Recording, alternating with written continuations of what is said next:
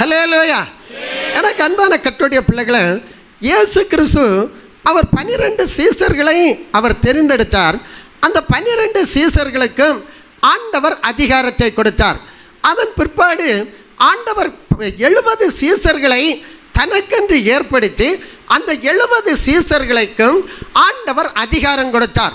ஏதோ சர்ப்பத்தையும் தேளையும் மிதிக்கவும் சத்துடைய சகல வல்லமைகளை மேற்கொள்ளவும் நான் உங்களுக்கு அதிகாரம் தருகிறேன் என்று ஆண்டவராகிய இயேசு அந்த 70 சீசர்களுக்கும் அதிகாரம் கொடுத்து அவர் கிராமங்களுக்கு 2 பேராய் அனுப்பினார். அவர்கள் போன இடங்களிலே பலத்த அற்புதங்களை அடையாளங்களையும் ஆண்டவர் செய்தார். சாத்தான் மின்னலை போல விழுந்தான், பிணியாளிகள் சொஸ்தமானார்கள், வியாதிஸ்தர்கள் குணமாக்கப்பட்டார்கள், தீராத வியாதிகளும் குணமாக ஆண்டுடைய வல்லமை இந்த சீசர்கள் மூலமாய் வெளிப்பட்டது. ஹல்லேலூயா.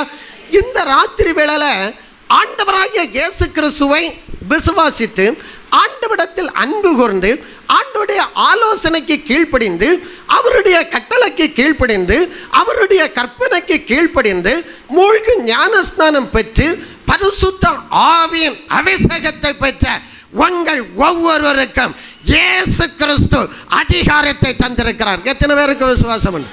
ஹல்லேலூயா. ஸ்தோத்திரம். பாருங்க, அவர் அதிகாரம் தருகிற தேவன். இயேசு கிறிஸ்து தம்மிடத்தில் கடந்து வருகிற ஒருவரையும் புறம்பே தள்ளுகிற தேவன் அல்ல, அவர்களை சொஸ்தமாக்குகிற தேவன், அவர்களுக்கு அற்புதம் செய்கிற தேவன், அப்படியே விட்டு விடுகிற தேவன் அல்ல, அவர்களுக்கு அதிகாரம் கொடுக்கிற தேவன். ஹல்லேலூயா. இந்த ராத்திரி வேளையில சர்ப்பத்தின் தேளையும் மிதிக்கவும் சத்துடைய சகல வல்லமைகளை மேற்கொள்ளவும் கர்த்தர் உங்களுக்கு அதிகாரம் தந்திருக்கிறார். ஒருவேளை எனக்கு அதிகாரம் இல்லைன்னு நினைக்கிற உங்களை ஆண்டவர் அதிகாரப்படுத்துவார். கரங்களை தட்டி கர்த்தரை ஸ்தோத்திரம் பண்ணுவோமா? ஹல்லேலூயா, ஹல்லேலூயா, ஸ்தோத்திரம். பாருங்க, அநேகர் ஆண்டவரை விசுவாசிக்கிறோம், ஆண்டவரிடத்தில் அன்பு கூறுகிறோம், ஆனாலும் ஏதோ ஒரு வல்லமை எங்களை பின்தொடர்கிறது. இந்த சத்துருவை மேற்கொள்ள எங்களால் முடியல, இந்த சாத்தானை மேற்கொள்ள எங்களால் முடியல, இந்த பிரச்சனையை மேற்கொள்ள எங்களால் முடியலன்னு சொல்லி கவலைப்பட்டு கொண்டிருக்கிற அன்பு கர்த்தருடைய பிள்ளையே, ஆண்டவர் உனக்கு அதிகாரத்தை தந்திருக்கிறார் என்பதை நீ விசுவாசிக்கணும். தேவனுடைய ஆலயத்தில் கடந்து வந்தா போதாது, நீ ஆண்டவரை விசுவாசித்தா போதாது, நீ ஆண்டவரை துதித்து ஆராதித்தா போதாது, நான் யார் என்பதை நீ நினைக்கணும். நான் யார் என்பதை நீங்க மனதில் வைக்கணும். நீங்க தேவனால் அழைக்கப்பட்டவர்கள், தேவனால் முன்குறிக்கப்பட்டவர்கள், ஊரில் ஒருவனும் வம்சத்தில் 2 தேவனால் தெரிந்து கொள்ளப்பட்டவர்கள், தேவனுடைய பரிசுத்த பிள்ளைகள், தேவனுடைய ஸ்தோத்திரம் உன்னத தாசனாய் உன்னத தாசியாய் ஆண்டவராகிய கர்த்தர் உங்களுக்கு அதிகாரம் தந்து இந்த சபையில் வைத்திருக்கிறார் என்பதை மறக்க கூடாது. ஹல்லேலூயா. எனக்குள்ள ஒரு நம்பிக்கை உண்டு. நான் இயேசு கிறிஸ்துவை ஏற்றுக்கொள்வதற்கு முன்பாக ஸ்தோத்திரம் பல தேவர்களை வைத்து வணங்கி கொண்டிருந்தேன். வா என்று கூப்பிட்டா வரும், போ என்று சொன்னால் போகும், என்னிடத்துல இப்போ இந்த காரியத்தை செய்யணும் செய்துட்டு வரும். ஆனால் கடைசியாக அந்த தேவர்கள் அந்த சாமிகள் எல்லாம் சேர்ந்து என்னையை கொலை செய்ய பார்த்துட்டு, எனக்கு அன்பான கர்த்தருடைய பிள்ளைகளை, கடைசியாக என்னுடைய பூஜை பலனளிக்கல்ல,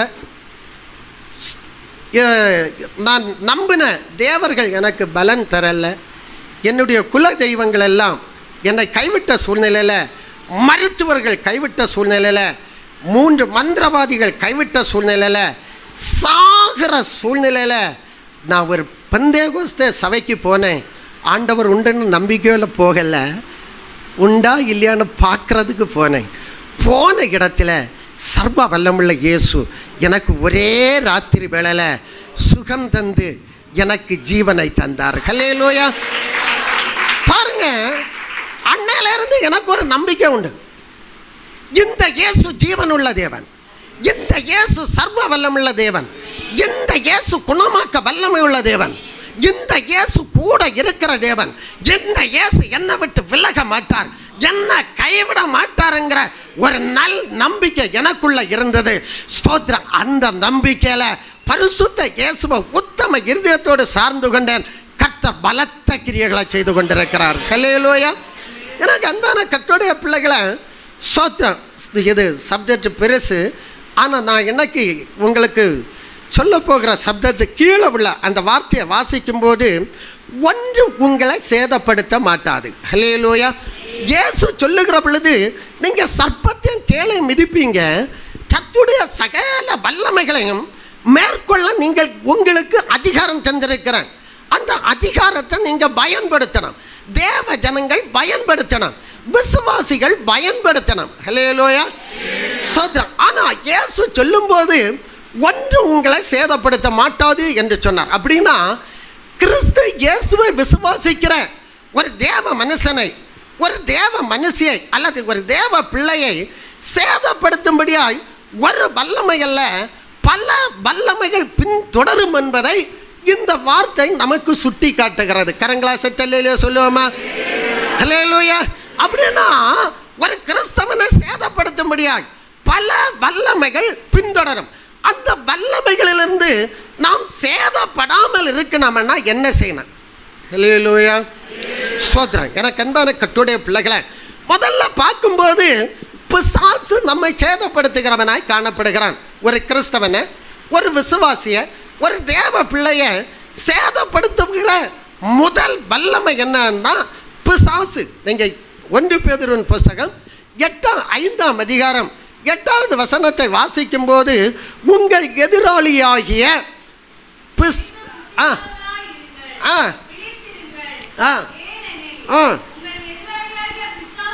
பிசாசானவன் கர்ச்சிக்கிற சிங்கம் போல் எவனை விழுங்கலாம் என்று அவன் வகை தேடி சுற்றி திரிகிறான். ஹல்லேலூயா.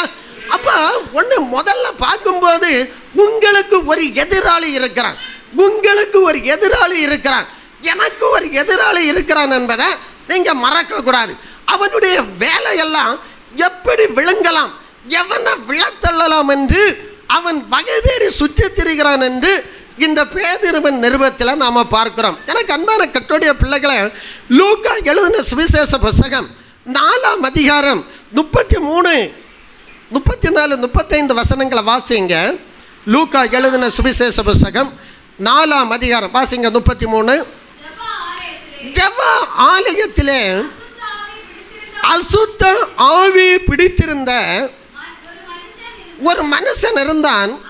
அவன், ஐயோ நசரேயனாகிய இயேசுவே, எங்களுக்கும் உமக்கும் என்ன? எங்களை கெடுக்கவா வந்தீர்? உம்மை இன்னார் என்று அறிவேன். நீர் தேவனுடைய பரிசுத்தர் என்று உரத்த சத்தமிட்டான். அதற்கு இயேசு, நீ பேசாமல் இவனை விட்டு புறப்பட்டு போ என்று அதை அதட்டினார். அப்பொழுது பிசாசானவன் அவனை ஜனங்கள் நடுவே தள்ளி விழத்தள்ளி அவனுக்கு ஒரு சேதமும் செய்யாமல் அவனை விட்டு போய்விட்டான். ஹல்லேலூயா. அப்போ பிசாசானவன் சேதப்படுத்துகிறவன், அவன் விழத்தள்ளுகிறவன் என்பதை நீங்கள் மனதில் வைக்கணும். பாருங்க, நல்லா ஜெபிக்கிற பிள்ளைகளை ஜெபத்திலிருந்து விழத்தள்ளுவான். நல்லா காணிக்க கொடுக்கிறவங்களை காணிக்க கொடுக்கிறதுலேருந்து விழத்தள்ளுவான். சோத்திரம். மட்டுமில்லை, நல்லா வேதம் வாசிக்கிற தேவ ஜனங்களை அந்த வேதம் வாசிப்பதிலிருந்து அவன் விழத்தள்ளுவான். ஆலயத்தில் நல்ல சுறுசுறுப்பாக செயல்படுகிற தேவ ஜனத்தை அதிலிருந்து விழத்தள்ளுவான். எனக்கு அன்பான கர்த்தருடைய பிள்ளைகளை, உங்கள் மேன்மையை கெடுக்க பிசாசானவன் வகையிடுவான். ஆனாலும் ஒரு சேதமும் வராதபடி பரலோகத்தின் தேவனாகிய கர்த்தர் உங்களை நிலைநிறுத்துவாராக. கரங்களை கட்டி கர்த்தரை ஸ்தோத்திரம் பண்ணுவோமா? ஹல்லேலூயா, ஹல்லேலூயா. ஒருவேளை எனக்கு அன்பான கர்த்தருடைய பிள்ளைகளை, கடந்த நாளில் நீங்கள் செய்த வியாபாரத்தில் ஒருவேளை வீழ்ச்சியில் உங்கள் வாழ்க்கை காணப்படலாம். உங்கள் குடும்ப வாழ்க்கையில் ஸ்தோத்திரம் பலவிதமான பிரச்சனை ஏற்பட்டு அந்த குடும்பத்தில் பிரிவினையோடு உங்கள் வாழ்க்கை காணப்படலாம். பிசாசானவன் உங்கள் குடும்பத்தை பிரிவினைக்கு நேராய் நடத்தி ஒரு வீழ்ச்சியின் பாதையில் கொண்டு போயிருக்கலாம். ஆனால் சர்வ வல்லமுள்ள கர்த்தர் அந்த பிரிவின ஆவிகளை ஆண்டவர் முற்றிலுமாய் அகற்ற தேவன் வல்லமை உள்ளவராய் இருக்கிறார். ஹல்லேலூயா. ஸ்தோத்திரம். இந்த பிசாசானவனை குறித்து பார்க்கும்போது அவன் விழத்தள்ளுகிறவன். இரண்டாவது ஸ்தோத்திரம், அவனை குறித்து பார்க்கும்போது அவன் அலக்களிக்கிறவன். ஸ்தோத்திரம். நல்ல விசுவாச குடும்பம், விசுவாச ஜீவிதம், ஆனாலும் காரணம் இல்லாத பிரச்சனை நிமித்தம் ஜனங்களை அலக்களிக்கிறவனாய் காணப்படுகிறான். சில வியாதிகளை கொண்டு போட்டு அலக்களிக்க பண்ணுகிறான், சில பிரச்சனைகளை கொண்டு போட்டு அலக்களிக்க பண்ணுகிறான். ஸ்தோத்திரம் என்பதை நீங்கள் மனதில் வைக்கணும். ஆண்டவராகிய கர்த்தர் சொல்லுகிற பொழுது ஒன்று உங்களை சேதப்படுத்த மாட்டாது, ஆனால் பிசாசானவன் ஒன்று விழத்தள்ளுவான், ரெண்டு அலக்களிப்பான் என்பதை நாம் மனதில் வைக்கணும். ஸ்தோத்திரம். ஒரு சின்ன சாட்சியை கூட நான் உங்களுக்கு சொல்லுகிறேன். ஸ்தோத்திரம். ஒரு பிள்ளை, ஒரு வாலிப பிள்ளைக்கு திருமணம் நிச்சயிக்கப்பட்ட நாளிலிருந்து அந்த மாப்பிள்ளை வீட்டாரோடு அவங்க ரெண்டு குடும்பத்தில் நல்லா பார்த்து பேசி திருமணம் நிச்சயிக்கப்பட்ட நாளிலிருந்து பொண்ணும் பையனும் ஃபோனில் பேசி நல்ல முறையாக கல்யாணம் நடந்து கட்டிட்டு வீட்டில் போன அந்த நிமிஷத்துலேருந்து, புருஷன் வீட்டுக்கு போன அந்த நிமிஷத்துலேருந்து மாப்பிள்ளைக்கு பொண்ணை பிடிக்காது, பொண்ணுக்கு பையனை பிடிக்காது. மாறி மாறி பிரச்சனை. 3 வருட காலம் பயங்கரமான பிரச்சனை. எனக்கு அன்பான கர்த்தருடைய பிள்ளைகளை, அவருடைய வாழ்க்கை போலீஸ் ஸ்டேஷன், கோர்ட்டு அப்படின்னு சொல்லி அந்த அலக்களிக்கப்பட்ட சூழ்நிலையில் அவருடைய வாழ்க்கை காணப்பட்டது. ஆனால் கடைசியாக பார்க்கும்போது உனக்கு நானும் வேண்டாம், எனக்கு நீயும் வேண்டாம், விவாகரத்து என்று தீர்மானம் பண்ணி அவங்க அந்த பொண்ணு வீட்டுக்கு வந்துட்டு, ஸ்தோத்திரம், வீட்டுக்கு வந்த பொழுது அந்த பொண்ணுடைய ஒரே எண்ணமெல்லாம் சாகனம் அப்படிங்கிற எண்ணம், வாழணுங்கிற எண்ணம் இல்லை. இந்த சூழ்நிலையில் அந்த ஸ்தோத்திரம் என்னிடத்தில் அந்த தகவல் வந்தது. நான் என்னன்னா அந்த என்னிடத்தில் சொன்ன ஊழியக்காரனுமாய் சேர்ந்து அந்த வீட்டுக்கு போன பொழுது அந்த பொண்ணு சின்ன வயது, ஒரு 25 வயது, ஆனால் நல்ல பொண்ணு. ஸ்தோத்திரம். கேட்டேன், சூழ்நிலையை கேட்ட பொழுது சூழ்நிலையெல்லாம் சொன்னாங்க. பிற்பாடு அந்த சகோதரி சொன்னாங்க, வாழணும்னு விருப்பம் இருக்குது, ஆனால் என்னால் வாழ முடியலை. அப்படி சொன்ன பொழுது நான் கேட்டேன், ஆண்டவராகிய இயேசு கிறிஸ்து இப்போ உனக்கு அற்புதம் செய்து இந்த சாகனனுள்ள எண்ணத்தை மாற்றி ஆண்டவர் உன்னை வாழ வைத்து புருஷனோடு நீ இணைந்து வாழ்வாயே, ஆனால் இயேசு கிறிஸ்துவை நீ சொந்த இரட்சகராக ஏற்றுக்கொள்வாயா, இயேசுவுக்காக நீ வைராக்கியமாய் வாழ்வாயா என்று அவளை பார்த்து கேட்ட பொழுது அவள் கண்ணீரோடு நான் வாழ்வேன் என்று சொன்னான். ஆண்டவருக்கு சாட்சியாக நிற்பேன்னு சொன்னான். எனக்கு அன்பான கர்த்தருடைய பிள்ளைகளை, நான் ஜெபம் பண்ண தொடங்கின பொழுது அந்த பிள்ளைக்குள்ள இருந்த பிசாசு அலக்களிக்க தொடங்கினது. ஸ்தோத்திரம். அப்பொழுது அதை பார்த்து கேட்டேன், நீ எப்படி இவளை பின்தொடர்ந்தா எப்படின்னு கேட்ட பொழுது அந்த பிசாசு சொன்னது, கட்டிட்டு போகும்ப நான் கூட போனேன், இவளுக்கு கற்பத்தை கட்டி வச்சிருக்கிறது நான் தான், இவளுக்கு வீட்டில் பிரச்சனையை ஏற்படுத்தினது நான் தான், இவளை அலக்களிக்கிறது நான் தான், இவ குடும்பத்தில் சமாதானத்தை கெடுத்தது நான் தான் என்று சொல்லி அந்த பிசாசு, ஸ்தோத்திரம், இயேசுவுக்கு முன்பாய் அது சொன்னது. ஹல்லேலூயா. அந்த சூழ்நிலையில் ஸ்தோத்திரம், நான் ஒரே ஒரு வார்த்தை சொன்னேன், இவன் இயேசுவுக்காக வாழ்வேன், இயேசுவுக்காக ஜீவிப்பேன்னு சொல்லி தீர்மானம் பண்ணியிருக்கிறான். இப்பொழுது இயேசுவின் முன்பாய் நீ போ என்று சொன்ன பொழுது அது போய்விட்டது. நடந்த சம்பவம் 5வது நாள் அந்த புருஷனார் வந்து நமக்கு பிரச்சனை வேண்டாம் என்று சொல்லி கூட்டிகிட்டு போயிட்டார். ஹல்லேலூயா. ஸ்தோத்திரம். எனக்கு அன்பான கர்த்தருடைய பிள்ளைகளை, இந்த ராத்திரி வேளையில் நீங்கள் தொடர்ந்து 7 நாட்களாய் இந்த இடத்துல கடந்து வந்து ஜெபிக்கிற உங்களுக்கு ஆண்டவர் நிச்சயமாய் ஒரு அற்புதத்தை செய்வார், நிச்சயமாய் ஒரு அதிசயத்தை செய்வார். சத்துடைய சகல வல்லமைகளை மேற்கொள்ள பரமபிதா உங்களுக்கு அதிகாரம் தருவார். ஸ்தோத்திரம். ஒன்று உங்களை சேதப்படுத்த அது மாட்டாது. ஹல்லேலூயா. ஸ்தோத்திரம். இன்னும் இந்த பிசாசை குறித்து பார்க்கும்போது மார்க்கு சுவிசேஷம் 9ஆம் அதிகாரம் 22வது வசனத்தில் வாசிக்கிற பொழுது இந்த பிசாசானவன் தீயிலும் தண்ணீரிலும் தள்ளுகிறவனாய் காணப்படுகிறான். ஹல்லேலூயா. ஸ்தோத்திரம். தீயில தள்ளுகிற பழக்கம், ஸ்தோத்திரம், நெருப்பில் தள்ளுகிற பழக்கம், தண்ணீரில் தள்ளுகிற பழக்கம், விபத்துகளை ஏற்படுத்துகிற பழக்கம், ஸ்தோத்திரம், மட்டுமில்ல தற்கொலைக்கு நேராய் தூண்டுகிறவனாய் இருக்கிறான். ஹல்லேலூயா. ஸ்தோத்திரம். எனக்கு அன்பான கர்த்தருடைய பிள்ளைகளை, மட்டுமில்ல இந்த பிசாசானவன் பலவிதமான வியாதிகளை கொண்டு போட்டு விசுவாச குடும்பங்களை அவன் அலக்களிக்கிறான், அவன் சீரழிக்கிறான் என்று வேதம் நமக்கு தெளிவுபடுத்துகிறது. அப்படின்னா இந்த பிசாசின் பிடியிலிருந்து நாம் எப்படி விடுதலை ஆக்கப்பட வேண்டும்? இந்த பிசாசின் பிடியில் பிசாசு நம்மளை சேதப்படுத்தாமல் இருக்கணும்னா நாம் என்ன செய்யணும்? ஹல்லேலூயா, ஸ்தோத்திரம். இங்கே வேதத்தில் வாசிக்கும் போது மத்தேயு எழுதின சுவிசேஷ புஸ்தகம் 4ஆம் அதிகாரம் 2-4 வரை உள்ள வசனங்களை வாசிங்க. இயேசு இரவும் பகலும் 40 நாள் உபவாசமாக இருந்த பின்பு அவருக்கு பசி உண்டாயிற்று. அப்பொழுது சோதனைக்காரன் அவரிடத்தில் வந்து, நீர் தேவனுடைய குமாரனே ஆனால் இந்த கல்லுகள் அப்பங்கள் ஆகும்படி சொல்லும் என்றான். இயேசு பிரதியுத்தரமாக, மனுஷன் அப்பத்தினாலே மாத்திரமல்ல தேவனுடைய வாயிலிருந்து புறப்படுகிற ஒவ்வொரு வார்த்தையினாலும் பிழைப்பான் என்று எழுதி இருக்கிறதே என்றார். கரங்களாசத்தல்லையா சொல்லுவோமா? ஹல்லேலூயா. சோதனைக்காரனாகிய பிசாசு இயேசுவினிடத்தில் கடந்து வருகிறான். இது உங்களுக்கு தெரிந்த சம்பவம். இயேசுவினிடத்தில் கடந்து வந்து இந்த கல்லுகள் அப்பமாகும்படி நீர் சொல்லும் என்று சொன்ன பொழுது இயேசு சொன்னார், ஸ்தோத்திரம், மனுஷன் அப்பத்தினால் மாத்திரமல்ல தேவனுடைய வாயிலிருந்து புறப்படுகிற ஒவ்வொரு வார்த்தையினாலும் பிழைப்பான் என்று எழுதி இருக்கிறதே என்று அங்கு பிசாசுக்கு சொல்லுகிறார். ஹல்லேலூயா. சோதனைக்காரனிடத்தில் சொல்லுகிறார். அடுத்தபடியாய் இந்த சோதனைக்காரனாகிய சாத்தான் இயேசுவினிடத்தில் கடந்து வந்து சொல்லுகிறான். நீங்க வாசிங்க பார்ப்போம், 5-6 வசனங்களை வாசிங்க.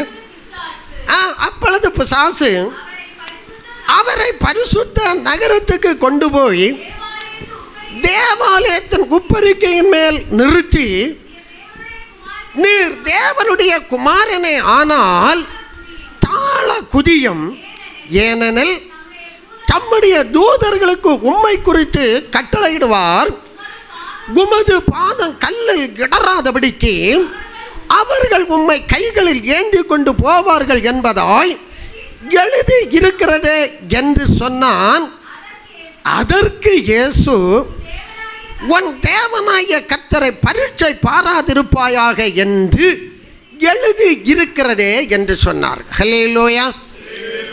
இரண்டாவது விஷயம், தாழ குதியும் என்று சொன்ன பொழுது இயேசு கிறிஸ்து சொல்லுகிறார், உன் தேவனாகிய கர்த்தரை பரீட்சை பாராதிருப்பாயாக என்று எழுதி இருக்கிறதே என்று இயேசு சொன்னார். மூன்றாவது பார்க்கும்போது மறுபடியும் வாசிங்க. பிசாசு உயர்ந்த மலையின் மேல் கொண்டு போய் சகல ராஜ்யங்களையும் அவைகளுடைய மகிமையையும் அவருக்கு காண்பித்து, என்னை பணிந்து கொண்டால் இவைகளை எல்லாம் உமக்கு தருவேன் என்று பிசாசானவன் சொன்னான். அப்பொழுது இயேசு, அப்பாலே போ சாத்தானே, உன் தேவனாகிய கர்த்தரை பணிந்து கொண்டு அவர் ஒருவருக்கு ஆராதனை செய்வாயாக என்று எழுதி இருக்கிறதே என்றார். ஹல்லேலூயா. அப்ப இந்த சோதனைக்காரனாகிய பிசாசு அந்த சாத்தான் கடந்து சென்று இயேசுவினிடத்தில் பேசின பொழுது, இயேசுவை விளத்தள்ள வகை தேடின பொழுது, இயேசு நியாயப்பிரமாண புஸ்தகத்தின் ஒவ்வொரு வார்த்தைகளையும் அவர் சாத்தானுக்கு சொல்லி சாத்தானை மேற்கொண்டார். ஹல்லேலூயா. எனக்கு அன்பான கர்த்தருடைய பிள்ளைகளை, ஒருவேளை பிசாசு உங்களை சேதப்படுத்தும்படியாய், உங்கள் குடும்பத்தை சேதப்படுத்தும்படியாய், உங்கள் பிள்ளைகளுடைய வாழ்க்கையை சேதப்படுத்தும்படியாய், உங்கள் வியாபாரத்தை சேதப்படுத்தும்படியாய், உங்கள் நன்மைகளை நஷ்டப்படுத்தும்படியாய், உங்கள் சுகவாழ்வை நஷ்டப்படுத்தும்படியாய் பிசாசானவன் உங்களுடைய எல்லையில் கடந்து வரலாம். ஆனால் நீங்கள் பிசாசை நீங்கள் மேற்கொள்ள வேண்டுமென்னா வேதத்தை வாசிக்கணும், இந்த வேதத்தை நேசிக்கணும், வேத வசனத்தை மனதில் படிக்கணும். ஹல்லேலூயா, ஹல்லேலூயா. சோதனைக்காரன் இயேசுவினிடத்தில் கடந்து வந்த பொழுது இயேசு கிறிஸ்து நியாய பிரமாணத்தின் வார்த்தைகளை சொல்லி பிசாசை மேற்கொண்டது போல பிசாசு உன்னை சேதப்படுத்தாம இருக்கணும்னா, உன் குடும்பத்தை சேதப்படுத்தாம இருக்கணும்னா, உன் படிப்பை சேதப்படுத்தாம இருக்கணும்னா, உன் நன்மையை சேதப்படுத்தாம இருக்கணும்னா, இந்த வேதத்தை நேசிக்கணும். அம்மா, இந்த வேதத்தை வாசிக்கணும், இந்த வேதத்தை சுமக்கணும். ஹல்லேலூயா, ஹல்லேலூயா, ஸ்தோத்திரம். நீங்க ஓசியா தீர்க்கதரிசியின் புத்தகம் 4ஆம் அதிகாரம் 6வது வசனத்தை வாசிக்கிற பொழுது வாசிங்க. என் ஜனங்கள் அறிவில்லாமையினால் சங்காரமாகிறார்கள், நீ அறிவை வெறுத்தாய், ஆகையால் இராதபடிக்கு நானும் உன்னை வெறுத்து விடுவேன். நீ உன் தேவனுடைய வேதத்தை மறந்தாய், ஆகையால் நானும் உன் பிள்ளைகளை மறந்து விடுவேன். கரங்களா சத்தல்லையா சொல்லுவோமா? ஹல்லேலூயா. நாம கிறிஸ்தவர்கள், நாம பந்தேகோஸ்தே கிறிஸ்தவர்கள், நமக்கு வேதத்தை வாசிக்க தெரியும், ஆனால் வேதத்தை வாசிக்க மாட்டோம். செல்லில் நாம் வருகிற எல்லா நிகழ்ச்சிகளையும் பார்ப்போம், யூடியூப்பு பார்ப்போம், வாட்ஸ்அப்பு பார்ப்போம், இன்னும் என்ன கண்டது கடியதெல்லாம் வருது, எல்லாம் பார்ப்போம். நாம் வேதத்தை வாசிக்க மாட்டோம், வேதத்தை நேசிக்க மாட்டோம், வேதத்தை சுமக்க மாட்டோம். எல்லாவற்றுக்கும் மேலாய் அப்பாவுடைய ஆலயத்துக்கு கடந்து வரும்போது வேதத்தை கையில் எடுத்துட்டு வரமாட்டோம். யாராகிலும் கண்டா அவமானம்.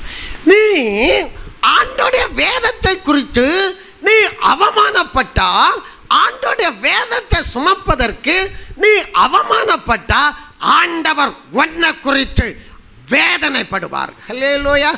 இந்த வேத புத்தகத்தை சுமந்தா, இந்த வேத புத்தகத்தை நேசித்தா, பிசாசை நீ மேற்கொள்ளலாம். ஹல்லேலூயா. வேதத்தை வாசிக்கணும். எத்தனை பேர் தினமும் வேதத்தை வாசிக்கிறீங்க? ஸ்தோத்திரம். கரங்களை தூக்குங்க. பொய் சொல்லக்கூடாது, உண்மையை சொல்லணும். ஸ்தோத்திரம். இங்கே உங்களை பார்க்குற ஒருவர் உண்டு, நாங்கள் மட்டும் பார்க்கல, கண்மலை இங்கே நிற்கிறார், உங்களை பார்ப்பார். உண்மை உள்ள மனுஷன் பரிபூர்ண ஆசீர்வாதத்தை பெறுவான். பொய்யா கை தூக்கக்கூடாது. நாங்கள் டெய்லி வேதத்தை ஒரு அதிகாரமாகலும் வாசிக்கிறோம். அப்பாவுக்கு முன்பாயின்னு சொல்கிறவங்க மட்டும் கைகளை தூக்குங்க, கர்த்தர் உங்களை ஆசீர்வதிப்பார். வாசிக்கலைன்னா இன்னையிலேருந்து வாசிங்க, இந்த வேதத்தை நேசிங்க, இந்த வேதத்திட அன்பு கூறுங்க. ஹல்லேலூயா, ஹல்லேலூயா. பிசாசு சேதப்படுத்தாமல் இருக்கணும்னா இந்த வேதத்தை வாசிக்கணுமம்மா.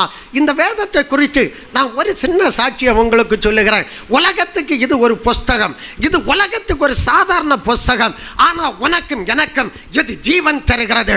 உன்னையும் என்னையும் இது வாழ வைக்கிறது.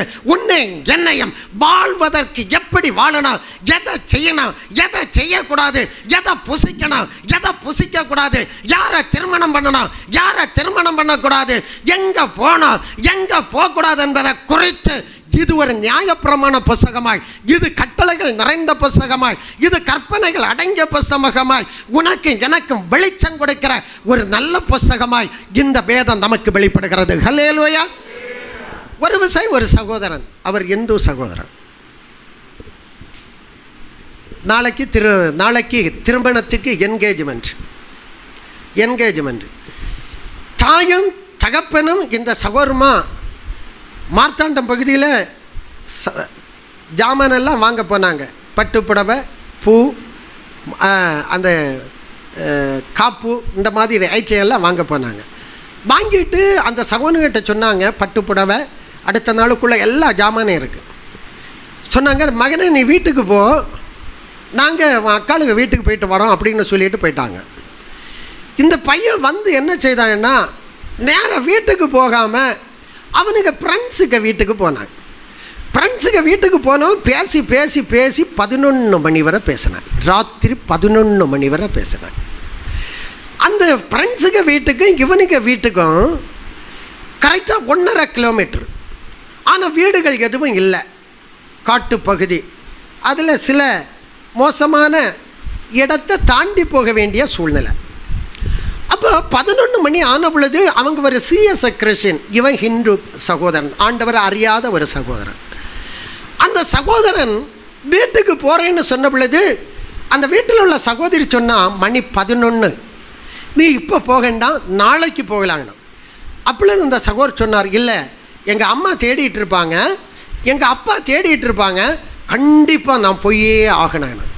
அப்பொழுது அந்த சகோதரி சொன்னாங்க, நீ போகிற வழி சரியில்லை, 1.5 கிலோமீட்டர் தூரம் போகணும், மணி 11. எனவே ஒரு பைபிளில் உள்ள ஒரு கைப்பிரதி இருக்குது, நான் இதில் போட்டு விடுறேன், இதை கொண்டு போ அப்படின்னு சொன்னாங்க. அந்த பையனுக்கு அந்த பட்டுப்புடவை அந்த திங்ஸ் எல்லாம் இருந்த பையில் ஒரு பைபிளில் உள்ள ஒரு கைப்பிரதியை போட்டு கொடுத்தாங்க. இந்த சகோதரன் அந்த வீட்டிலேருந்து கடந்து வருகிறார்.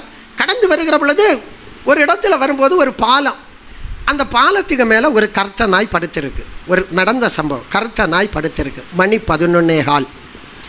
இந்த பையனை பார்த்ததும் சரியாக என்னன்னா எந்திரிச்சு அந்த நாய் ஒரே ஓட்டம் ஓடி, ஒரு ஓடை இருக்குது, அந்த ஓடை பக்கத்தில், இது ரோட்டில் நடக்கிற சம்பவம், லைட் ஒன்றும் கிடையாது, அதில் படுத்திருக்கு. அந்த பக்கத்தில் இவன் பின்னும் பாடி பாடி போகிறான். இயேசு கிறிஸ்துவை பற்றி தெரியாதவனுக்கு ஒன்றுமே தெரியாது, பாடி பாடி போகிறான். அந்த நாய் அந்த இடத்துல போனதும் இவனை பார்த்துட்டு மீண்டுமாய் ஓடுது. ஒரு குளம், ஒரு பெரிய குளம், அந்த குளத்தில் இப்படி சுற்றி போகணும். அந்த குளத்தங்கரையில் போனதும் அந்த இந்த நாயை தாண்டி இந்த சகோதரன் போனதும் நாய் பின்னாடி நடக்குது. சற்று தூரம் போனதும் இந்த சகோதரன் திரும்பி பார்க்குறான், நாய் பின்னாடி வருது. இந்த நாயை எண்ணி விடக்கூடாது, செருப்பை கழட்டிட்டு இந்த நாயை அடிக்கணும்னு சொல்லி செருப்பை கழட்டிட்டு பார்க்கும்போது நாயை காணலை. ஸ்தோத்திரம். மணி 11:30 தாண்டிட்டு வீட்டுக்கு போனேன். வீட்டுக்கு போயிட்டு ட்ரெஸ் சேஞ்ச் பண்ணிட்டு படுத்ததும் நடந்த சம்பவம் என்னன்னா, ஒரு பட்டு பாவாடை, ஒரு பட்டு ஜாக்கெட் போட்டுட்டு ஒரு சின்ன பொண்ணு பக்கத்தில் வந்து நின்று கேட்குது, நீ எதுக்குடா அந்த பட்டு புடவை பூ எல்லாம் வைத்து கொண்டு வந்த அந்த பையில் பைபிளை போட்டு கொண்டு வந்த, நீ பைபிளை எதுக்கு போட்டு கொண்டு வந்த அப்படின்னு சொல்லி அந்த பையனை முறைச்சி பார்த்துட்டு சொல்லிச்சு, இந்த பைபிளை போட்டு கொண்டு வந்தனால நீ தப்புன்னு சொல்லிட்டு அது போகும்படியாக ஆண்டவர் இறக்கம் செய்தார். இந்த பைபிள் அற்பமானதல்ல, இந்த பைபிள் பரிசுத்த வேதம், ஆண்டோடைய வார்த்தை, ஆண்டோடைய பரிசுத்த வார்த்தை. இந்த வார்த்தையை நீங்கள் தியானித்து இந்த வார்த்தையை உங்கள் மனதில் பதிப்பீங்கன்னா பிசாசு உங்களை மேற்கொள்வது இல்லை, அவனுடைய சகல வல்லமைகளை மேற்கொள்ள பரமபிதா உங்களுக்கு அதிகாரம் தருவார். கரங்களை தட்டி கர்த்தரை ஸ்தோத்திரம் பண்ணுவோமா? ஹல்லேலூயா, ஹல்லேலூயா. இதுவரை வேதத்தை வாசிக்கல, வேதத்தை வாசிங்க. வேதத்தை குறித்து நீங்கள் வாசிக்கும் போது ஸ்தோத்திரம்.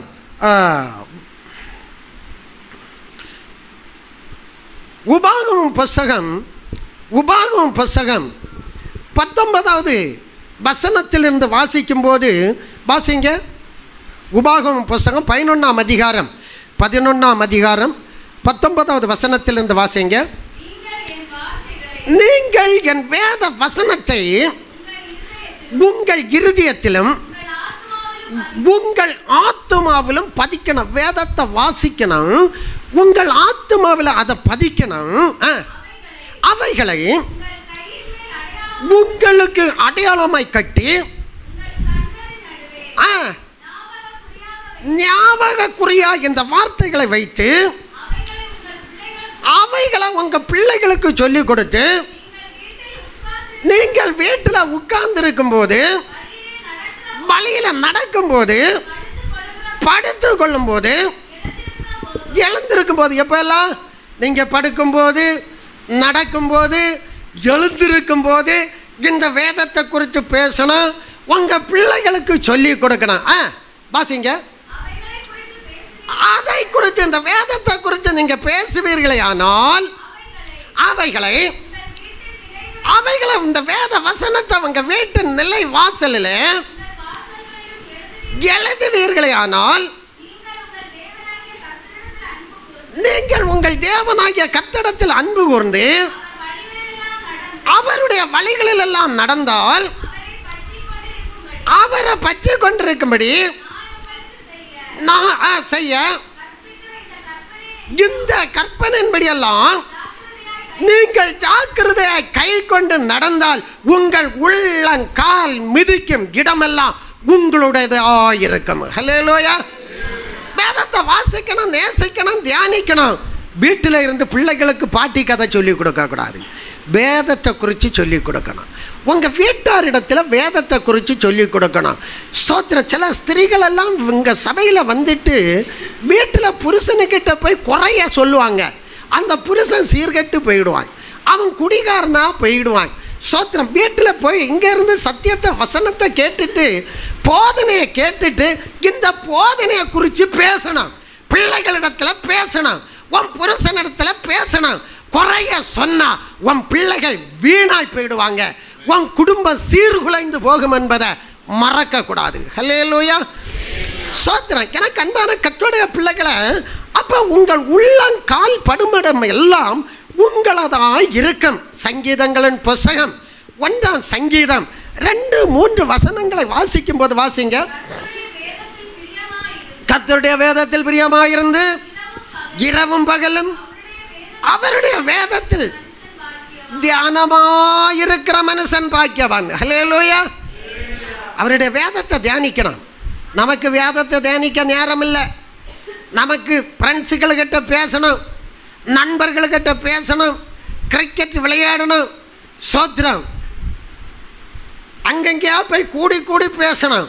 எனக்கு அன்பான கர்த்தருடைய பிள்ளையே, நீ பாக்கியவானா இருக்கணும்னா, நீங்கள் பாக்கியவதியாக இருக்கணும்னா இந்த வேதத்தை தியானிக்கணும், இந்த வேதத்தை வாசிக்கணும்.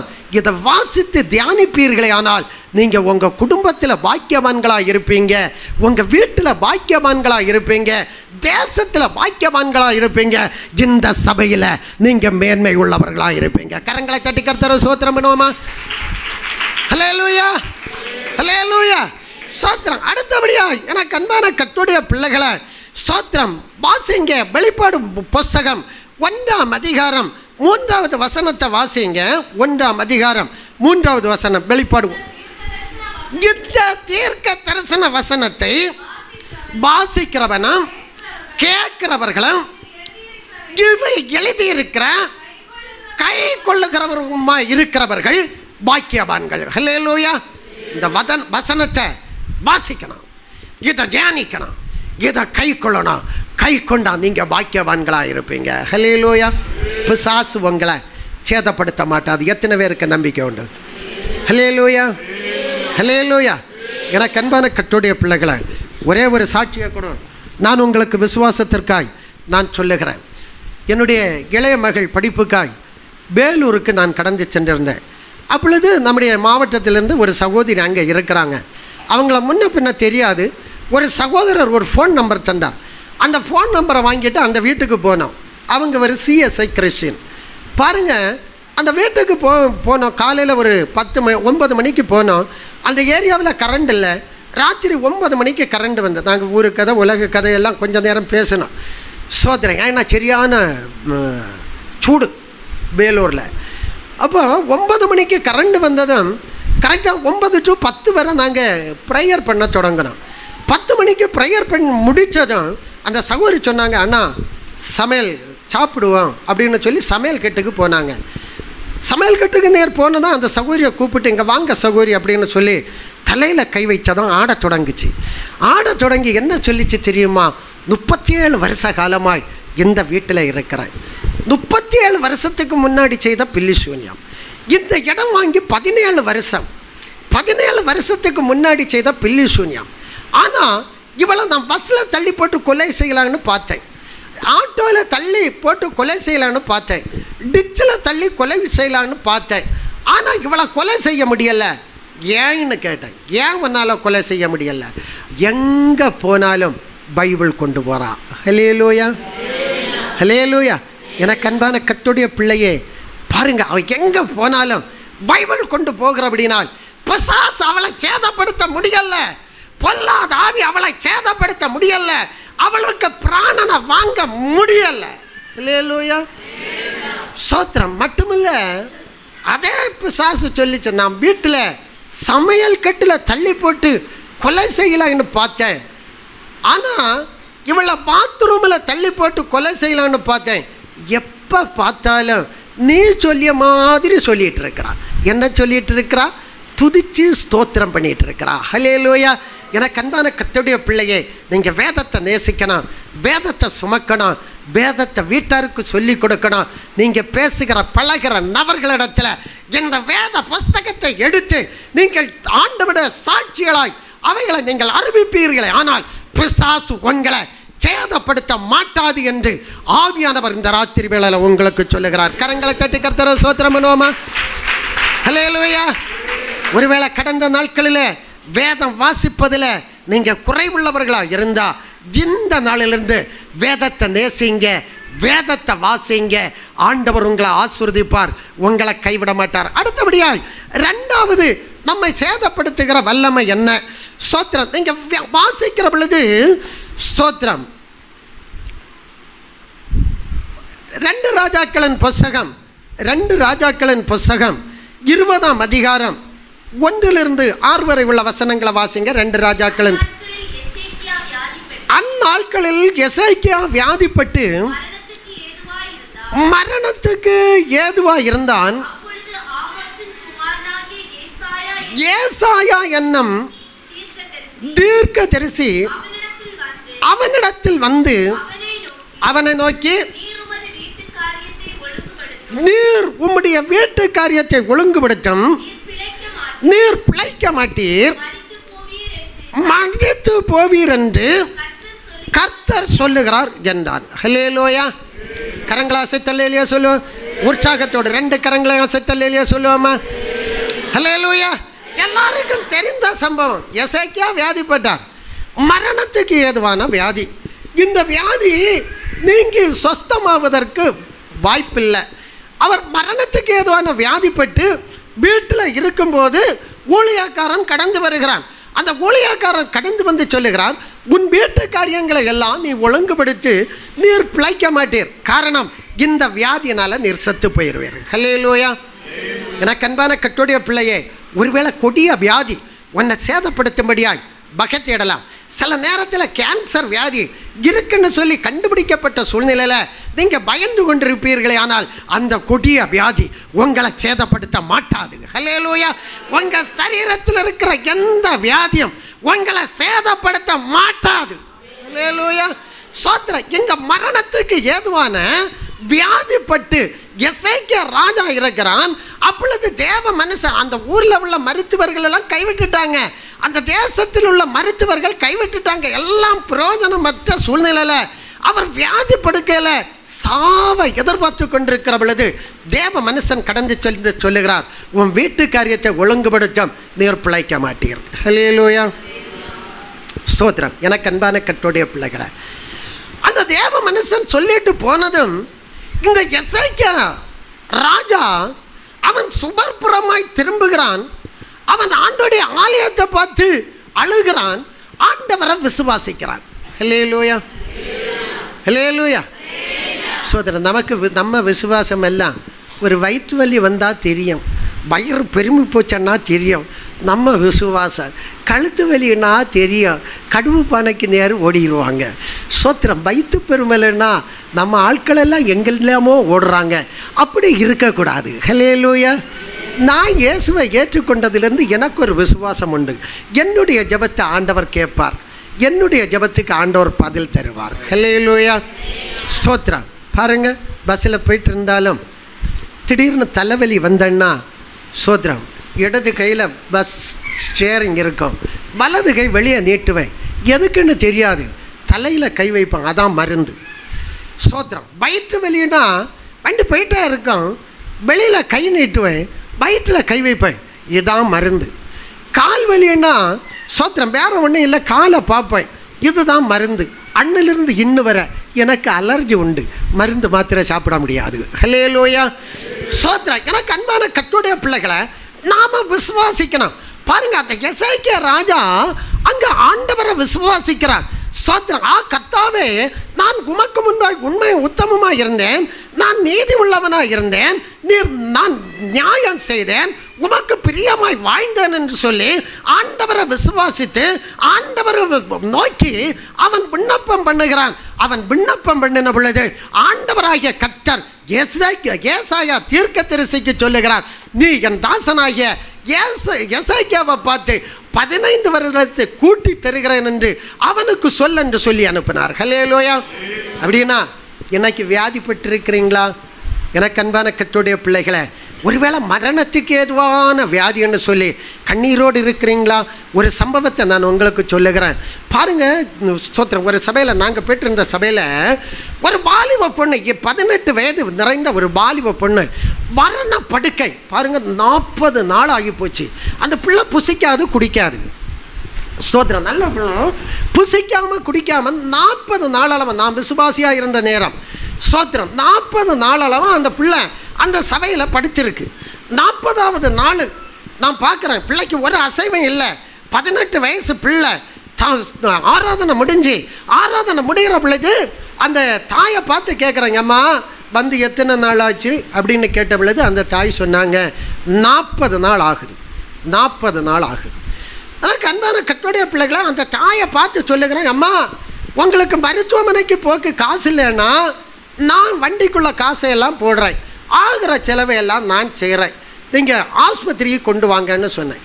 அப்பொழுது அந்த தாய் சொன்னாங்க, சோத்திரை, என் பிள்ளைய இந்த ஆலயத்துக்கு கொண்டு வந்த, வியாதிப்பட்டு கொண்டு வந்தேன், இயேசு குணமாக்குவார் என்று விசுவாசத்தோடு கொண்டு வந்தேன். ஹல்லேலூயா. இந்த ஆலயத்தில் எனக்கு நன்மை செய்த இயேசு உண்டு. இந்த ஆலயத்தில் எனக்கு அற்புதம் செய்த இயேசு உண்டு. இந்த ஆலயத்திலிருந்து நான் பல நன்மைகளை பெற்றிருக்கிறேன். ஆனால் பிள்ளையை நான் இங்கே கொண்டு வருகிற பொழுது நடத்தி கொண்டு வந்தேன். ஆனால் பிள்ளை படுக்க தண்ணி குடிக்க முடியல. பிள்ளைக்கு எனக்கு ஞாபகமும் இல்லை. சோத்திரம். ஆனால் ஆண்டவர் ஜீவன் தந்தா ஜீவனோடு கொண்டு போவேன், பிள்ளை மரிச்சேன்னா பணமாக கொண்டு போவேன்னு சொல்லி அந்த தாய் ஞாயிற்றுக்கிழமை ஆராதனை முடிந்த பிற்பாடு என்னிடத்தில் சொன்னாங்க. ஹல்லேலூயா, ஹல்லேலூயா, ஸ்தோத்திரம். பாருங்க, அந்த தாயை பார்த்து கேட்டேன், இதுதான் தீர்மானமான. அப்பொழுது அவங்க சொன்னாங்க, இதுதான் தீர்மானம், இதில் மாற்றமே இல்லை, கண்டிப்பாக மாற்றம் இல்லை, கண்டிப்பாக மாற்றம் இல்லை அப்படின்னு சொன்னாங்க. அப்பொழுது அந்த தாயை பார்த்து சொன்னேன், நீங்கள் 3வது நாள் வீட்டுக்கு போகலாங்கன்னு என்னுடைய வாயினால் சொன்னேன். இந்த வார்த்தையை இயேசு கேட்டார், அவங்கள கனப்படுத்தினார், அவங்க விசுவாசத்தை உறுதிப்படுத்தினார். கரங்களாசை தள்ளியிலே சொல்லுவோமா? ஹல்லேலூயா, ஹல்லேலூயா. வியாதி படுகிற பொழுது பயப்படாத, வியாதி பட்டு போச்சுன்னு சொல்லி கலங்காத. எப்பேற்பட்ட வியாதியாக இருந்தாலும் இயேசுவுக்கு குணமாக்குறது லேசான காரியம். நீ விசுவாசிக்கணும். ஹல்லேலூயா. இயேசு சொல்லும்போது நீ விசுவாசித்தால் தேவனுடைய மகிமையை காணலாம். ஹல்லேலூயா. நாம் சின்ன வியாதி வந்தவுடனே இயேசுவை நம்ப வேண்டாம். இயேசு பல அற்புதங்களை செய்திருப்பார், பல அதிசயங்களை செய்திருப்பார். இந்த இடத்துல ஜெபித்த பொழுது உங்கள் கண்களுக்கு முன்பாக பலத்த கிரியைகளை ஆண்டவர் செய்திருப்பார். எல்லாம் மறந்து போயிடும், ஆனால் மறக்கக்கூடாது. ஹல்லேலூயா, ஸ்தோத்திரம். விசுவாசிங்க, விசுவாசிப்பீர்களே ஆனால் வியாதி உங்களை சேதப்படுத்த மாட்டாது. உங்கள் பிள்ளைகள் வியாதி படுகிற பொழுது நீங்கள் விசுவாசத்தோடு ஜெபிக்கணும். நீங்கள் ஜெபிக்கணும், இந்த ஆலயத்தில் கொண்டு வரணும். தேவதாசன் ஜெபிக்கிற பொழுது அந்த ஜெபத்தை கேட்டு ஆண்டவர் அற்புதத்தை செய்வார். ஹல்லேலூயா, ஹல்லேலூயா, ஸ்தோத்திரம். எனக்கு அன்பான கர்த்தருடைய பிள்ளைகளை, வியாதி சேதப்படுத்தாமல் இருக்கணும்னா நாம் விசுவாசத்தில் பூரணப்பட்டவர்களாக இருக்கணும். ஹல்லேலூயா. அடுத்தபடியாக அக்கினி போன்ற சோதனை, அக்கினி போன்ற சோதனை வாசிக்கும் போது தானியேலின் புஸ்தகம் 3ஆம் அதிகாரம், தானியேலின் புஸ்தகம் 3ஆம் அதிகாரம் அதன் 16 வாசிங்க. தானியேலின் புஸ்தகம். சாத்ராக், மேசாக், ஆபத்நேகோ என்பவர்கள் ராஜாவை நோக்கி, நேபுகாத் நேச்சாரே, இந்த காரியத்தை குறித்து உமக்கு உத்தரவு சொல்ல எங்களுக்கு அவசியம் இல்லை. நாங்கள் ஆராதிக்கிற எங்கள் தேவன் எங்களை தப்புவிக்க வல்லவராய் இருக்கிறார். அவர் எரிகிற அக்கினி சூளைக்கும் ராஜாவாகிய உம்முடைய கைக்கும் நீங்களாக்கி விடுவிப்பார். அவர் நீங்களாக்கி விடுவிக்காமல் போனாலும் நாங்கள் உம்முடைய தேவர்களை ஆராதனை செய்வதில்லை. நீர் நிறுத்தின பொற்சிலையை நாங்கள் பணிந்து கொள்வதும் இல்லை என்பது ராஜாவாகிய உமக்கு தெரிந்திருக்க கடவது என்றார்கள். ஹல்லேலூயா. இந்த சம்பவம் நம்ம எல்லாருக்கும் தெரியும். ராஜா ஒரு பொற்சிலையை உண்டு பண்ணுகிறான். அதை வணங்காத அத்தனை பேரும் அக்கினி சூளையில் போடப்பட வேண்டும் என்பது ராஜாவுடைய கட்டளையாக இருந்தது. அப்பொழுது இந்த அனனியா, மிசவேல், அசரியா என்கிற இந்த யூத சகோதரர்கள் அந்த பொற்சிலையை வணங்கவில்லை. எனவே ராஜா சொல்லுகிறான், நீங்கள் வணங்காவிட்டால் எரிகிற அக்கினி சூளையில் உங்களை நாங்கள் போடுவேன் என்று சொல்லுகிறான். அப்பொழுது இந்த சகோதரர்கள் சொல்லுகிறார்கள், ஸ்தோத்திரம், நாங்கள் ஆராதிக்கிற தேவன் எங்களை தப்புவிக்க வல்லமை உள்ள தேவன். நாங்கள் ஆராதிக்கிற தேவன் எங்களை விடுவிக்க வல்லமை உள்ள தேவன். நாங்கள் ஆராதிக்கிற தேவன் எங்களை காப்பாற்ற வல்லமை உள்ள தேவன். நாங்கள் ஆராதிக்கிற தேவன் எங்களை தப்புவித்தாலும் தப்புவிக்காமல் போனாலும் நீர் நிறுத்தின பொற்சிலையை நாங்கள் பணிந்து கொள்ளுவது இல்லை என்று தங்களுடைய சரீரத்தை ஒப்பு கொடுத்தார்கள். ஹல்லேலூயா, ஹல்லேலூயா. சில நேரத்தில் அக்கினி போன்ற சோதனை கடந்து வரலாம் உங்களை சேதப்படுத்தும்படியாய். எனக்கு அன்பான கர்த்தருடைய பிள்ளைகளை பாருங்க, அந்த சோதனை கடந்து வருகிற பொழுது இந்த பிரச்சனை நேரத்தில் இவங்க பொற்சிலையை வணங்கல, அக்கினியில தூக்கி போடுகிறாங்க. அவர்களை அக்கினி பலவந்தம் பண்ணல, அக்கினி அவர்களை சேதப்படுத்தல. தேவனாகிய கர்த்தர் தம்முடைய தூதர்களை அனுப்பினார். ஹல்லேலூயா. இந்த நாட்களில் எனக்கு அன்பான கர்த்தருடைய பிள்ளைகளை, அக்கினி போன்ற சோதனை கடந்து வருகிறதா? பயப்பட வேண்டாம், நம்ம ஒப்பு கொடுக்கணும். ஹல்லேலூயா, ஹல்லேலூயா. ஸ்தோத்திரம். யோபுடைய வாழ்க்கையை பார்க்கும்போது ஒரே நாளில் அவனுடைய பிள்ளைகள் 10 பேர், அவனுடைய ஆடு, மாடு, ஒட்டகம், கழுதைகள் எல்லாம் இழந்து போகிறது. ஆனாலும் ஸ்தோத்திரம், மனைவி தேவனை தூசித்து ஜீவனை விடு என்று சொன்ன பொழுதும் கர்த்தர் கொடுத்தார், கர்த்தர் எடுத்தார். கர்த்தருக்கு ஸ்தோத்திரம் என்று சொல்லி தன்னை கர்த்தருக்கென்று அவர் பூரணமாய் அர்ப்பணித்தார். ஹல்லேலூயா, ஸ்தோத்திரம். அவருடைய சரீரத்தில் கொடிய பருக்கள் வந்த பொழுதும் அவர் தேவனை தூசிக்கல, அவர் தேவனை பரீட்சை பார்க்கல, அவர் தேவனை விட்டு புறம்பே போகல. தேவனாகிய கர்த்தர் அவனை கனப்படுத்தினார். ஹல்லேலூயா, ஸ்தோத்திரம். இழந்து போன சகலத்தையும் அவர் இரட்டத்தினையை கொடுத்தாருன்னா, எனக்கு அன்பான கர்த்தருடைய பிள்ளையை, ஒருவேளை அக்கினி போன்ற சோதனைகள் உங்கள் வாழ்க்கையில் கடந்து வந்து உங்களுடைய சம்பாத்தியங்களை நீங்கள் இழந்து போயிருக்கலாம், உங்கள் ஆஸ்திகளை இழந்து போயிருக்கலாம், உங்கள் ஐஸ்வர்யத்தை இழந்து போயிருக்கலாம், உங்கள் சுகவாழ்வை இழந்து போயிருக்கலாம். ஸ்தோத்திரம். உங்கள் வாழ்க்கையில் பலவிதமான தரித்திரமான சூழ்நிலையில் நீங்கள் தள்ளப்படலாம். ஸ்தோத்திரம். கர்த்தர் எடுத்தார், கர்த்தர் கொடுத்தார், கர்த்தர் எடுத்தார். கர்த்தருக்கு ஸ்தோத்திரம் என்று சொல்லி உங்களை நீங்கள் அர்ப்பணிப்பீர்களே, ஆனால் ஸ்தோத்திரம், அக்கினி போன்ற சோதனைகள் உங்களை சேதப்படுத்த மாட்டாது. ஹல்லேலூயா. கரங்களா சக்தியிலே சொல்லுவோமா? பயப்படக்கூடாது, எதற்கும் பயப்படக்கூடாது. நாம கர்த்தரால் அழைக்கப்பட்டவர்கள். தேவன் உங்களை உள்ளங்கையில் வரைந்திருக்கிறார். அவர் சொல்லுகிற பொழுது நீ என்னால் மறக்கப்படுவது இல்லை. ஹல்லேலூயா. நீங்க தேவனால் மறக்கப்படுவது இல்லை. தேவனாகிய கர்த்தர் உங்களை அழைத்தாருன்னா, அவர் உங்களை முன்குறித்தாருன்னா, அவர் உங்களுக்கு அதிகாரம் தந்திருக்கிறார். ஒன்று உங்களை சேதப்படுத்த மாட்டாது. ஹல்லேலூயா. 7 நாட்கள் இந்த சபையில் கடந்து வந்து ஜெபித்திருக்கிறீங்க. இந்த ஹோலிலேண்ட் டிவி மூலமாய் தொடர்ந்து 21 நாட்கள் ஜெபித்து கொண்டிருக்கிறீங்க. உங்களை ஒன்றும் சேதப்படுத்த மாட்டாது. ஹல்லேலூயா, ஸ்தோத்திரம். நம்ம ஒப்பு கொடுக்கணும். ஒரு விஷயம் ஸ்தோத்திரம். எனக்கு 2000 ஒரு ஹார்ட் அட்டாக் வந்தது. என்னென்னா, அந்த நாட்களில் நான் 97 இயேசுவை ஏற்றுக்கொண்டேன்.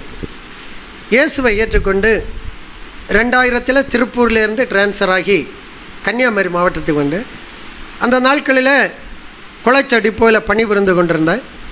4 மணிக்கு பஸ் எடுத்து நாகர்கோவில் போகும்போது, மண்டக்காடு பகுதியில் போகும்போது ஹார்ட் அப்படியே பிடிக்குது, சரியான பிடி. ஸ்தோத்திரம். மூச்செல்லாம் அப்படியே அடைக்குது, சரீரம் ஃபுல்லாக வேர்க்குது. அப்பொழுது என்னைக்கு நான் ஜெபம் பண்ணுவேன், அன்னைக்கு நான் ஜெபம் பண்ணலை.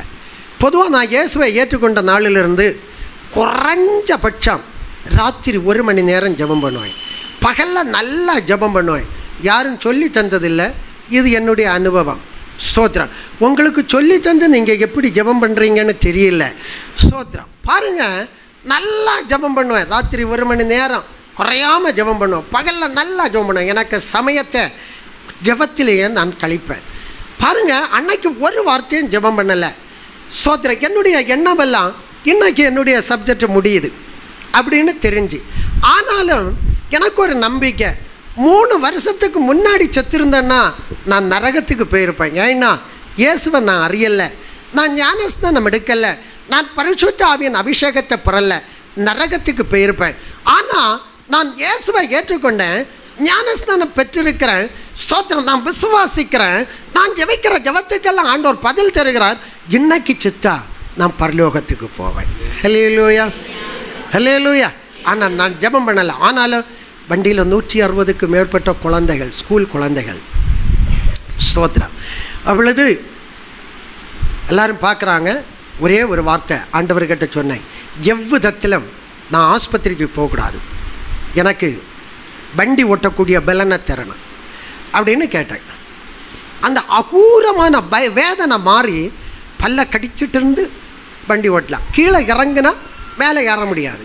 எனவே 4 மணிக்கு அந்த சீட்டில் உட்காந்து 4:10க்கு இது சம்பவிக்குது. ராத்திரி 10 மணி வரை கீழே இறங்கல. ஸ்தோத்திரம். 10 மணிக்கு இறங்குறேன். என்னைக்கும் 1 மணி நேரம் ஜெபம் பண்ணுவேன். அன்னைக்கு ஒரு வார்த்தையும் ஜெபம் பண்ணலை. என்ன எண்ணம்? சாகலாம், சாகலாம், செத்தா வீட்டுக்கு ஏதாவது கிடைக்கும், அவங்க பிழைச்சிக்கிடுவாங்க, நாமளும் மேலே போய்க்கலாம். என் சரீரத்தை நான் ஒப்பு கொடுத்தேன். ஹல்லேலூயா. எனக்கு அன்பான கர்த்தருடைய பிள்ளைகளை, அடுத்த நாளும் நெஞ்சு வலியோட வண்டிக்கு போனேன். யாருக்கிட்டையும் ஒன்றும் சொல்லலை. மத்தியானம் 12:30 மணிக்கு டியூட்டி முடியும். பாருங்கள், நெஞ்சு வலியினால் அப்படியே ஷேரிங்கில் படுத்துட்டேன். தண்ணி தெளித்து விட்டாங்க. நேராக வீட்டுக்கு வந்தேன். வீட்டுக்கு வர வழியில் ஒரு எண்ணம் வருது, ஆஸ்பத்திரிக்கு போமா அப்படின்னு. ஆனால் அடுத்த எண்ணம் வருது, போகக்கூடாது. சோத்ரா, நேராக போவோம் அப்படின்னு சொல்லி நேராக வீட்டுக்கு வந்தேன். வீட்டில் ஒரு ப்ரேயர் அறை உண்டு, ஒரு ரூம். நேராக அந்த ப்ரேயர் அறையில் போய் ஆண்டவர்கிட்ட சொன்னேன், ஆண்டவரை நான் சாவனா பிழைப்பானான்னு எனக்கிட்ட சொல்லணும். சாகிறதா இருந்தால் சாக தயார், சோத்ரா, பிழைக்கிறதா இருந்தால் பிழைக்க தயார், என்னோடு பேசணும் அப்படின்னு சொல்லி கேட்ட பொழுது ஆண்டவராகிய கர்த்தர் ஒரு வார்த்தை சொன்னார். சோத்ர. வேத வசனத்தின்படி தானியேலின் புஸ்தகம் 6ஆம் அதிகாரம் 22வது வசனத்திலிருந்து ஆண்டவர் என்னோடு பேசினார். சிங்கங்கள் என்னை சேதப்படுத்தாதபடிக்கு தேவன் தம்முடைய தூதனை அனுப்பி அவைகளின் வாயை கட்டி போட்டார். அதோவென்றால் அவருக்கு முன்பாக நான் குற்றமற்றவனாய் காணப்பட்டேன், ராஜாவாகிய உமக்கு முன்பாகவும் நான் நீதிகேடு செய்யவில்லை என்கிற இந்த வார்த்தை எனக்கு கிடைத்த பொழுது எனக்குள்ள ஒரு விசுவாசம் வந்தது. அந்த சாயங்காலம் 3 மணி அளவில் அந்த விசுவாசம் வந்தது. அந்த விசுவாசம் வந்த பொழுது ஒரு 1000 வோல்ட் கரண்ட் எனக்குள்ள பாய்ந்த மாதிரி இருந்தது. அந்த நிமிஷத்தில் என்னுடைய நெஞ்சு வலி மாறினது. ஹல்லேலூயா. 2000 வந்த நெஞ்சு வலி இன்னைக்கு 2025 இதுவரை நெஞ்சு வலி என்கிற ஒரு வேதனை இல்லாதபடி ஆண்டவர் பாதுகாத்தார். காரணம் என்ன தெரியுமா? அக்கினி போன்ற சோதனைகள் வரும், குடும்பத்தில் வரும், தனிப்பட்ட ஜீவிதத்தில் வரும், பிள்ளைகளுடைய வாழ்க்கையில் வரும், பல விதத்தில் வரும். அந்த சூழ்நிலைகளில் எல்லாம் நாம் ஆண்டவருக்கு நம்மை ஒப்பு கொடுக்கணும். ஹல்லேலூயா. சோத்திரம். எனக்கு அன்பான கர்த்தருடைய பிள்ளைகளை, நீங்கள் ஒப்பு கொடுப்பீர்களே ஆனால் அக்கினி போன்ற சோதனையிலும் ஆண்டவர் உங்களை தப்புவிப்பார் என்று இந்த ராத்திரி வேளையில் நான் உங்களுக்கு சொல்லுகிறேன். அடுத்தபடியாய் ஒரே ஒரு வசனத்தை கூட நாம் வாசிப்போம். சோத்திரம். 4வது பார்க்கும்போது தானியேலின் புஸ்தகம் 6ஆம் அதிகாரம் 10வது வசனத்தை கூட வாசிங்க. 10வது. தானியேலோ என்றால் அந்த பத்திரத்துக்கு கையெழுத்து வைக்கப்பட்டிருக்கிறது என்று அறிந்த போதிலும் தான் வீட்டுக்குள்ளே போய் தன் மேலறையிலே எருசலேமுக்கு நேராக பலகணிகள் திறந்திருக்க அங்கே தான் முன் செய்து வந்தபடி 3 வேளையும் தன் தேவனாகிய கர்த்தருக்கு முன்பாய் முழங்காற்படியிட்டு அவன் ஜெபம் பண்ணி ஸ்தோத்திரம் செலுத்தினான். கரங்களா சக்தல்லையா சொல்லுவோமா? ஹல்லேலூயா. இங்க தானியேலை சேதப்படுத்தும்படியாய் ஒரு சிங்க கவியை ஆயத்தப்படுத்தி வைத்திருக்கிறாங்க. எனக்கு அன்பான கர்த்தருடைய பிள்ளையே, ராஜாவை தவிர வேறு யாரை சேவித்தாலும் சிங்க கவியில் போட வேண்டும் என்பது ராஜாவினுடைய கட்டளை. இது தெரிந்தும் இந்த தானியேல் தான் தினமும் தேவனை ஆராதிக்கிற பிரகாரமாய் அவன் 3 வேளையும் ஆண்டவரை பார்த்து விண்ணப்பம் பண்ணினான். ஹல்லேலூயா. கரங்களாசை தல்லிலே சொல்லுவோமா? ஹல்லேலூயா. ஸ்தோத்திரம். ஒருவேளை எனக்கு அன்பான கர்த்தருடைய பிள்ளைகளை, ஸ்தோத்திரம், அந்த 3 வேளையும் ஜெபம் பண்ணி கொண்டிருந்த அந்த தானியலை சிங்க கவியில் போட்டாங்க. ஆனால் சிங்கம் அவனை சேதப்படுத்தாதபடி வானத்துக்கும் பூமிக்கு சர்வ அதிகாரமுள்ள கர்த்தர் தூதனை அனுப்பி சிங்கங்களின் வாயை கட்டி தானியலை காப்பாற்றினார். ஹல்லேலூயா. அப்படின்னா எனக்கு அன்பான கர்த்தருடைய பிள்ளையே, 3 வேளை நீங்கள் ஜெபிக்க உங்களை அர்ப்பணிப்பீர்களே, ஆனால் எந்த சிங்கமும் உங்களை சேதப்படுத்த மாட்டாது. ஹல்லேலூயா. அப்படின்னா காட்டில் உள்ள சிங்கம் வரணும்னு நினைக்காதங்க. பைபிளில் சிங்கத்தை குறித்து என்ன சொல்லியிருக்கு? 2 தீமோத்தேயுவின் புஸ்தகம் 4ஆம் அதிகாரம் 17வது வசனத்தை வாசிங்க. 2 தீமோத்தேயுவின் புஸ்தகம் 4ஆம் அதிகாரம் 14வது வசனத்தை வாசிங்க. 17. கர்த்தர் எனக்கு துணையாய் நின்று என்னாலே பிரசங்கம் நிறைவேறும்படிக்கு புற ஜாதியார் எல்லாரும் கேட்கிறதுக்காகவும் என்னை பலப்படுத்தினார். அப்ப சிங்கத்தின் வாயிலிருந்தும் ரட்சிக்கப்பட்ட. அப்ப இந்த பவுலுக்கு எதிராய் கடந்து வந்த சிங்கம் என்ன? மனுஷர்கள். அதை குறித்து நீங்க வாசிக்கும் போது என்னாகமம் புஸ்தகம் 23ஆம் அதிகாரம் 24வது வசனத்தை வாசிக்கும் போது வாசிங்க.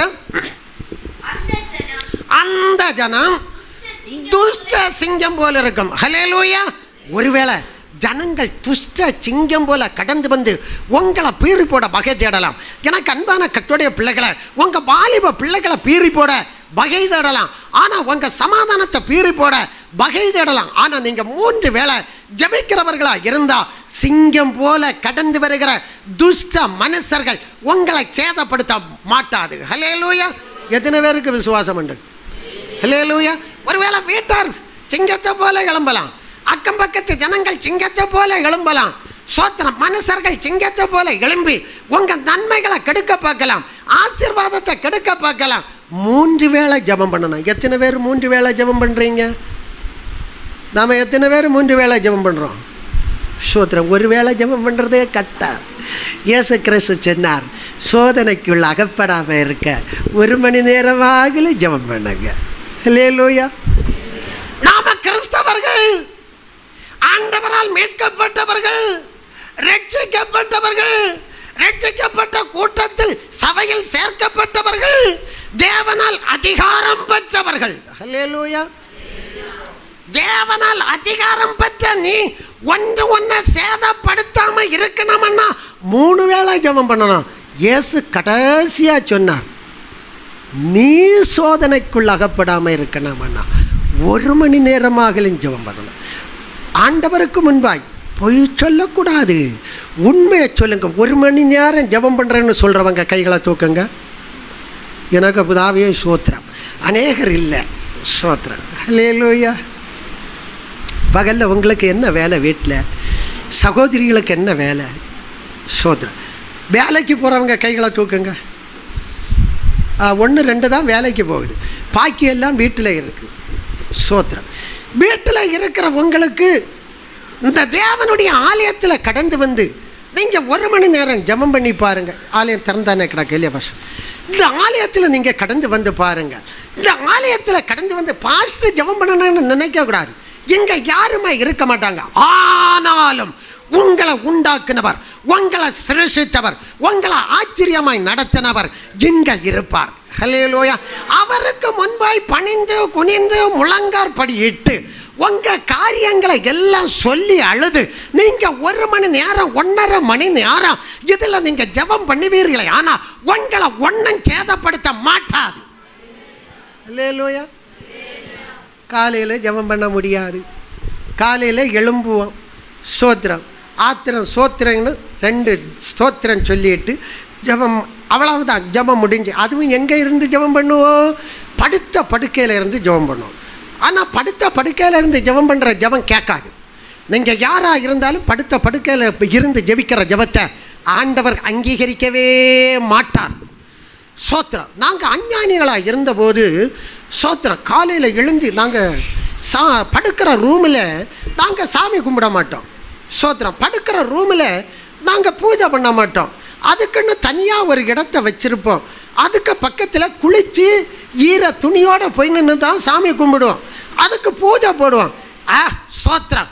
உலகத்தில் இருக்கிற சாமிகளுக்கு இப்படி செய்கிறோம்னா, உங்களை என்னை உண்டாக்கினவர் பரிசுத்தர்.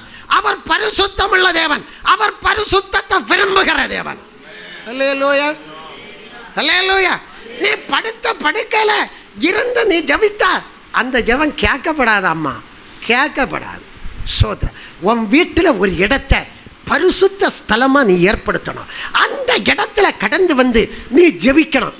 காலையிலேயா இருக்கலாம், ராத்திரி வேலையாக இருக்கலாம், மத்தியான வேலையாக இருக்கலாம், எவ்வேளையாக இருந்தாலும் ஜெபிக்கணும் நினைக்கிற பொழுது அந்த இடத்துல இருந்து ஜெபம் பண்ணணும். பாருங்கள், இந்த தானியேல் அந்தி சந்தி மத்தியான வேலைகள் எல்லாம் அவர் ஆண்டவரை பார்த்து 3 வேளை ஜெபித்தபடியினால் சிங்கம் அவரை சேதப்படுத்த முடியல. அல்லேலூயா, அல்லேலூயா. நாம ஜெபம் பண்ணணும். பேருக்கு கிறிஸ்தவர்கள், பேருக்கு பந்தேகோச சபைக்காரங்க, சோத்திரம். நாங்கள் பரலோகத்துக்கு போக ஆயத்தமாக இருக்கிறோம். இன்னும் போக முடியாதம்மா, போக முடியாது. பிசாசு சேதப்படுத்திவிடும். அக்னி போன்ற சோதனை சேதப்படுத்திவிடும். பல வியாதிகள் சேதப்படுத்திவிடும். சிங்கம் போன்ற துஷ்ட மனுஷர்கள் சேதப்படுத்திடுவாங்க. எனவே நீ சேதப்படாமல் இருக்கணும்னா, 1 சோத்திரம், நீ வேதத்தை மறக்க கூடாது, வாசிக்கணும். 2 நீ விசுவாசித்து விண்ணப்பம் பண்ணணும். 3 உன் சரீரத்தை ஒப்பு கொடுக்கணும். 4 3 வேளையும் ஜெபம் பண்ணணும். ஹல்லேலூயா.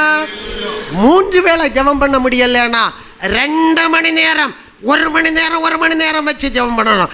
வீட்டில் இருக்கிற ஸ்திரீகள், சகோதரிகள், வீட்டில் இருக்கிற சகோதரர்கள், இந்த இடத்துல கடந்து வந்து நீங்க ஜெபித்து பாருங்க. ஆண்டவர் உங்களுக்கு கிருபை தருவார். ஆண்டவர் உங்களுக்கு வரத்தை தருவார். சர்ப்பத்தின் தேளையும் மிதிக்கவும் சத்துடைய சகல வல்லமைகளை மேற்கொள்ளவும் பரலோகத்தின் தேவனாகிய கர்த்தர் உங்களுக்கு அதிகாரம் தருவார் என்பதில் எந்த சந்தேகமும் இல்லை. எத்தனை பேருக்கு விசுவாசம்?